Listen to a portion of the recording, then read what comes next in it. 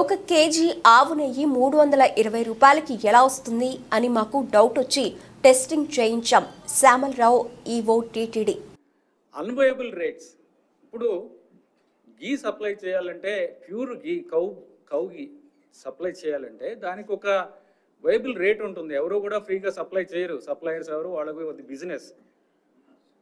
అది 320 రూపాయల నుంచి 411 రూపాయలు కేజీకి ఉన్నాయి.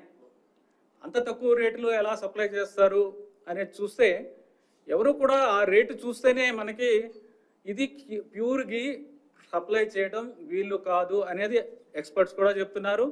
నార్మల్ పర్సన్స్ కూడా చెప్తారు. మనం కూడా బయట కొన్నప్పుడు, మంచి గీ కొన్నప్పుడు ఎంతకు వస్తుందని మనకు కూడా తెలుసు. బయట ఎంత రేటుకి మనము ఎంత రేటు పెట్టాల్సి వస్తుంది క్వాలిటీ గీ కొనుక్కోవాలంటే మనకు కూడా తెలుసు. అలాంటిది అంత తక్కువ రేటుకి కొనడం వలన అక్కడే మొదటనే మనకి దెబ్బ. అంటే అంత తక్కువ రేటు పెడితే ఆల్మోస్ట్ మనము ఒక క్వాలిటీ మీద అంత అంటే కంట్రోల్ ఉండదు. వాడు ఇచ్చేది మనకి ల్యాబ్ లేదు, మన ఓన్ ల్యాబ్ లేదు, మనం బయటికి పంపించము, రేటే చాలా తక్కువ.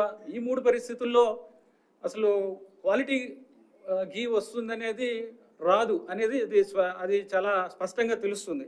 ఎనివే, ఆ రీజన్స్ అనేది అనలైజ్ చేయడం జరిగింది. అనాలిసిస్ ఎందుకు చేసామంటే కరెక్టివ్ స్టెప్స్ తీసుకోవాలి, ఏం జరిగింది, ఎలా చేయాలి దాన్ని, అది చూస్తే ఈ విధంగా తెలిసింది. సో ఉన్న సప్లయర్స్తో గట్టిగా బ్లాక్ లిస్ట్ చేస్తామని చెప్పిన తర్వాత అందరూ కూడా క్వాలిటీ సప్లైస్ అన్నీ కూడా శాంపుల్స్ బాగానే ఉన్నాయి.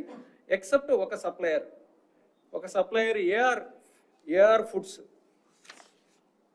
AR dairy food private limited